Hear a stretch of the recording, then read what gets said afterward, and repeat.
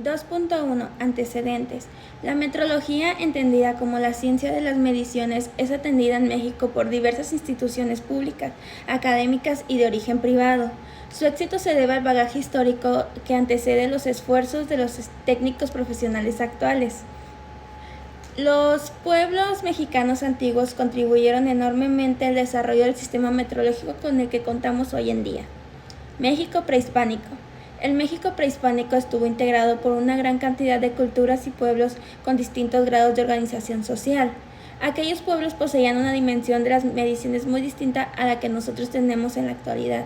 Sin embargo, la concepción actual de todos nuestros patrones de medida no sería tan completa de no ser por la proeza intelectual de los pueblos prehispánicos que lograron establecer las mediciones sobre el tiempo y el peso, principalmente. 2.2 Conceptos básicos. Metrología legal. La metrología legal se ocupa de la verificación de los patrones e instrumentos de medida utilizados en las transacciones comerciales, en la salud, en la seguridad pública y en el medio ambiente. Metrología científica, también conocida como metrología general, es la parte de la metrología que se ocupa en los problemas comunes a todas las cuestiones metrológicas, independientemente de la magnitud de medida. Metrología tecnológica. La caracterización de materiales es uno de los pilares que sostiene el auge del desarrollo de nuevas tecnologías y nuevos materiales. 2.3 Usos de los sistemas internacionales de medida. El Sistema Internacional de Unidades es la forma actual del sistema métrico decimal y establece las unidades que deben ser utilizadas internacionalmente. Fue creado por el Comité Internacional de Pesos y Medidas con sede en Francia. El Sistema Internacional de Unidades consta de 7 unidades básicas. Son las que se utilizan para expresar las magnitudes físicas consideradas básicas, a partir de las cuales se determinan las demás. Las 7 magnitudes físicas básicas son la longitud, tiempo, masa, intensidad de corriente eléctrica, temperatura, cantidad de sustancia e intensidad luminosa. Aquí mismo en esta imagen nos muestran sus símbolos, sus unidades básicas, su símbolo de la unidad y sus observaciones. 2.4 Sistemas de medición. Temperatura. La temperatura es la medida de la cantidad de energía térmica poseída por un objeto. Presión. Es una magnitud física escalar que mide la fuerza en dirección perpendicular por unidades de superficie y sirve para caracterizar cómo se aplica una determinada fuerza resultante sobre una superficie. Torsión. Proceso que se produce cuando una barra cilíndrica, un hilo o un alambre fija por un extremo se le aplica un par de fuerzas, de tal forma que los distintos discos horizontales en que podemos considerar dividida la barra se deslizan unos a otros. Una generatriz de la barra pasa a ser una hélice. Esfuerzos mecánicos. Comprensión. Esfuerzo a que se está sometiendo un cuerpo por la aplicación de dos fuerzas que actúan en sentido opuesto y tienden a comprimirlo, disminuyendo su longitud y aumentando su sección. Flexión. Esfuerzo que se tiende a doblar el objeto. Las fuerzas que actúan son paralelas a las superficies que sostienen el objeto. Siempre que existe una flexión también hay esfuerzo de tracción y de comprensión. Cortadura. Esfuerzo que tiende a cortar el objeto por la aplicación de dos fuerzas en sentidos contrarios y no alineados. Se encuentra en uniones como tornillos, remaches y soldaduras. Y torsión, que es el esfuerzo que tiende a retorcer un objeto por aplicación de un momento sobre el eje longitudinal. Bueno, yo voy a seguir hablando sobre otros temas en la metrología del 2.5, que es instrumentos analógicos que miden valores continuos, como la distancia o la temperatura. Estos instrumentos son muy económicos, no siempre necesitan de energía y permiten visualizar rápidamente los cambios. Sin embargo, tienen algunas desventajas, que son la baja resolución y la perceptividad, errores como el porcentaje. Ya que dichos instrumentos suele borrarse dichos números como un termómetro, al usarlo demasiado puede borrarse o tener algunos errores de fábrica. Por otro lado, los instrumentos digitales miden valores discretos, son muy precisos y rápidos, permiten procesar los datos directamente en computadoras y pueden ser un poco más costosos a diferencia de los otros. Son mucho más complejos y requieren de alimentación eléctrica, ya sea por baterías o por enchufado a alguna corriente. Ambos tienen aplicaciones específicas según las necesidades de las personas. Por otro lado, los campos de aplicación de la metrología se dividen en tres partes: la metrología legal, que garantiza mediciones confiables en el comercio, la salud y la seguridad, y la metrología industrial, enfocada en calidad de procesos de producción. Y por último, la metrología científica, que aborda problemas teóricos prácticos como unidades de medición y errores.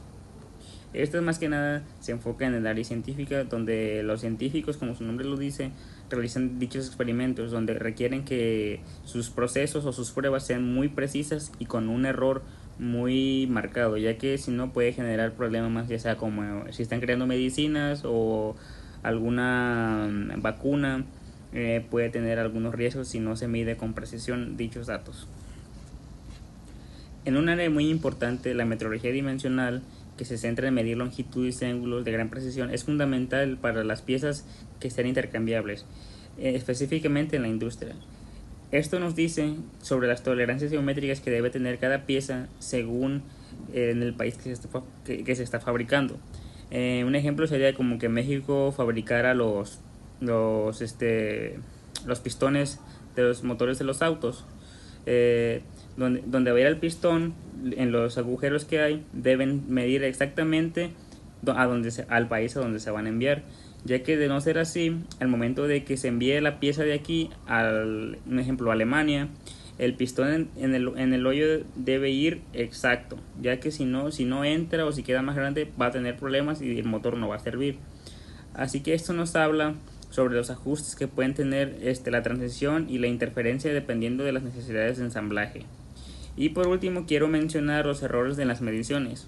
Siempre existen, ya que sea por los instrumentos desgastados o mal calibrados, que tengan errores de fábrica o errores del operador, como la distracción.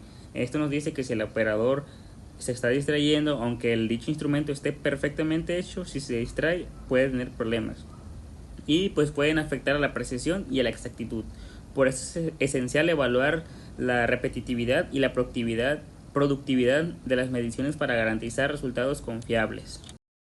Los instrumentos de medición indirecta son aquellos que determinan el valor de una magnitud a partir de variables relacionadas entre cálculos o precios físicos. Estos instrumentos pueden clasificarse en análogos y tipos digitales, según el tipo de señal y forma que se presente en los resultados.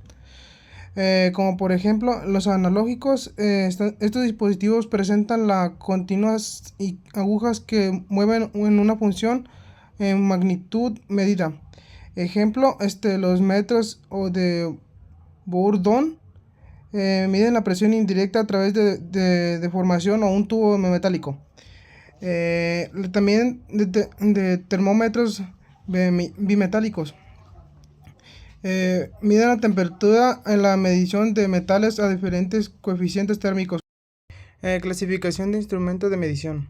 Los instrumentos de medición se clasifican según diversos criterios que dependen de la magnitud a medir.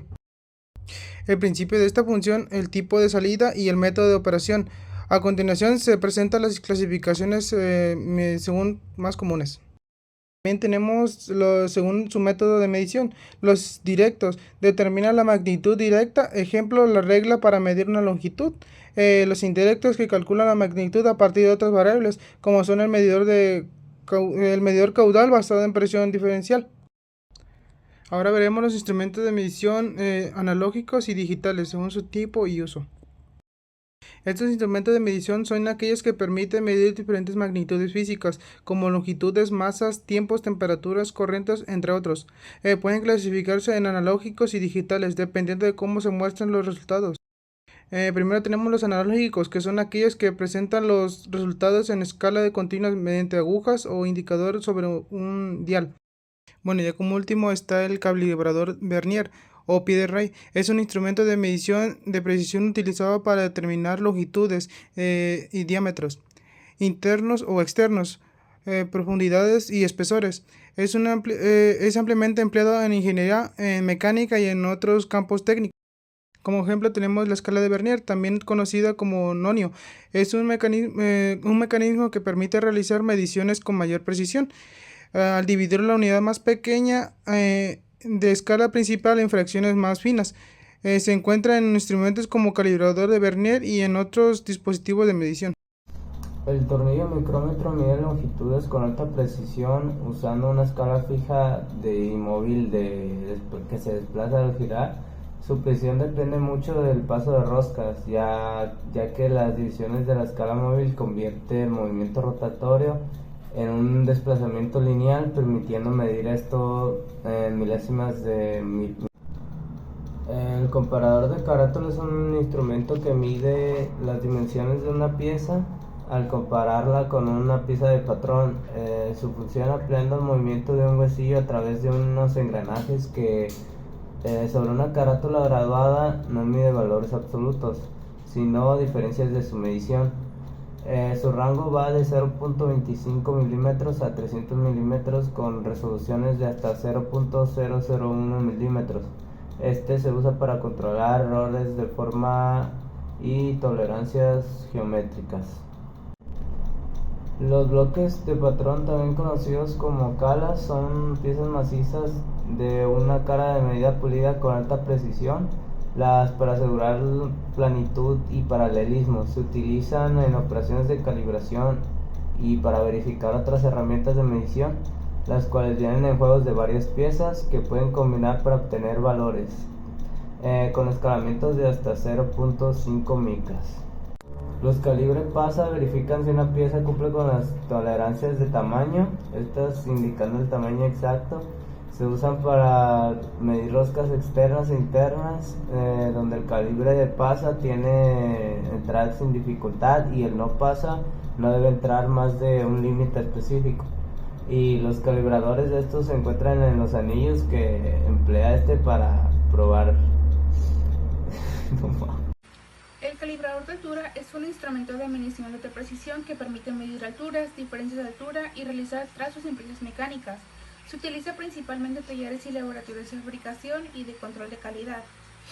Como características se tiene que los componentes principales son de base estable, escala principal convertir para lecturas precisas, trazador o palpador para contacto con las piezas, tornillo de ajuste fino y fijación.